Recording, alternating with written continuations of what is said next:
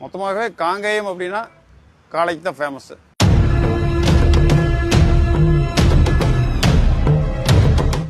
காங்கேயம் காளைங்கிறது வந்து மிக உலக புகழ்பெற்ற காளை.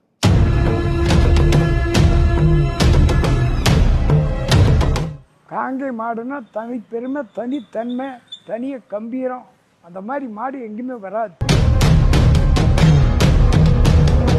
அது காங்கேயத்தில் வச்சிருக்கிறது ரொம்ப கம்பீரமாக இருக்குது, ரொம்ப பெருமையாக இருக்குது எங்களுக்கெல்லாம்.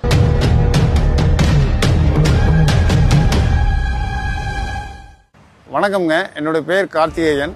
நான் காங்கேயம் காளை சிலை அமைப்பு சங்கத்தின் தலைவராக இருக்கேன். மேலும் திராவிட முன்னேற்ற கழகத்தில் தலைமை பொதுக்குழு உறுப்பினராக பணியாற்றி வந்துட்டு இருக்கேன்.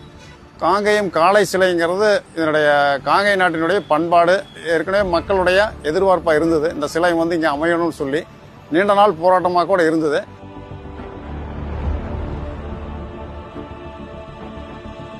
என் பேர் ராஜேந்திரங்க. இங்கே ஆட்டோ டிரைவராக இருக்க ஐஎஸ்எம் காலனியில் 40 வருஷமும் அங்கே இருக்கிறேங்க. எங்கள் காங்கேயத்துக்கு இந்த காளை மாடு தான் எங்களுக்கு ரொம்ப ஃபேமஸ். அதனால் இங்கே காளை மாடு சின்ன வைக்க ரொம்ப நாங்கள் வரவேற்கிறோங்க.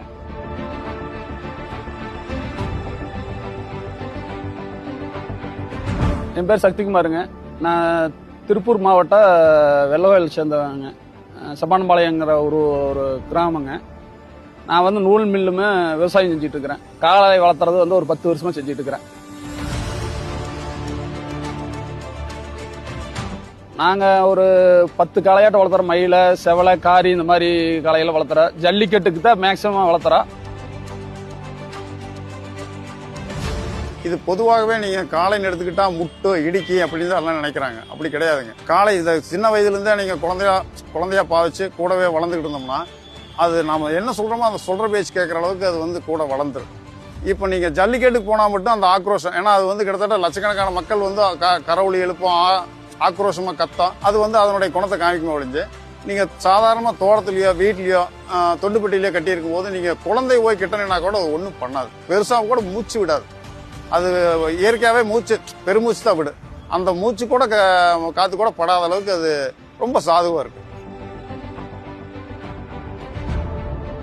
காங்கேயம்னாவே காளை தான். அந்த காளை சிலை வந்து வெகு நாள் வைக்க முடியாமல் இருந்தது, இப்போ வைக்குது. வைக்கும் போது எங்களுக்கு ஒரு பெரிய பெருமையா இருக்கு. அது அந்த சிலை வந்து எம்பட காளை சிலை மாதிரியே இருக்குது. அப்படிங்கும்போது எனக்கெல்லாம் மிகப்பெரிய ஒரு சந்தோஷத்தை கொடுக்குது. என்ன மாதிரி எல்லா இளைஞர்களுக்கும் ஒரு பெரிய சந்தோஷத்தை கொடுக்குது. ஏன்னா இது வெகு நாள் ஆசை எங்களுக்கு. இப்போ நாங்கள் டவுனுக்குள்ளே காங்கேயம் நகரப்பகுதியில் அந்த காளை சிலை அமைச்சிருக்கிறோம். நகரப்பகுதியில் வந்து அந்த அளவுக்கு பெருசாக டிவியில் பார்த்துருப்பாங்க, இல்லை ஜல்லிக்கட்டில் பார்த்துருப்பாங்க.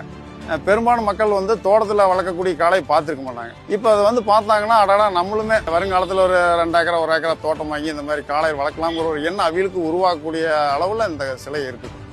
அதாவது அந்த காளைங்கிறது வந்து நம்ம வீட்டில் ஒருத்தர ஒரு பையனாட்டவோ ஒரு இதாத்த நம்ம வீட்டில் ஒரு நபர், அவ்வளோதான். அப்படித்தான் எப்பவுமே அப்படித்தான் வளர்த்துவோம். நாங்கள் வீட்டில் ஒருத்தரை கூட அப்படி எல்லாம் போய் பார்த்துக்க மாட்டோம். இது காலையில் ஒருக்கா வந்து பார்ப்போம், சாயங்காலம் ஒருக்கா பார்ப்போம்.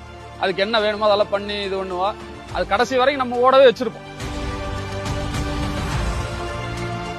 அது காங்கேயத்தில் வச்சிருக்கிறது ரொம்ப கம்பீரமாக இருக்குது, ரொம்ப பெருமையாக இருக்குது எங்களுக்கெல்லாம். அந்த கொம்பும் அந்த திமிழ் அதெல்லாம் வந்து கம்பீரமாக இருக்குதுங்க. 2021 முதலமைச்சர் காங்கேய தொகுதிக்கு வரும்போது பல்வேறு கோரிக்கைகளை கேட்டிருந்தா, அதில் இந்த காளை சிலை வைக்கணுங்கிறத ஒரு கோரிக்கை சொன்னா கண்டிப்பாக நிறைவேற்றறேன்னு சொல்லியிருந்தாரு. 2026 இப்போ அதை நான் முடிச்சு கொடுத்துட்டாரு. தமிழ் வளர்ச்சி மற்றும் செய்தித்துறை அமைச்சர் மாண்புமிகு மு.ப. சாமிநாதன் அவர்களுடைய முன்னெடுப்பின் காரணமாக தமிழ்நாடு முதலமைச்சர் இந்த சிலை இங்கே நிறுவுவதற்கு எங்களுக்கு ஒரு வாய்ப்பு அளிச்சிருக்காரு. அவருக்கு மனமார்ந்த நெஞ்சார்ந்த நன்றியை தெரிவிச்சுக்கிறோம்.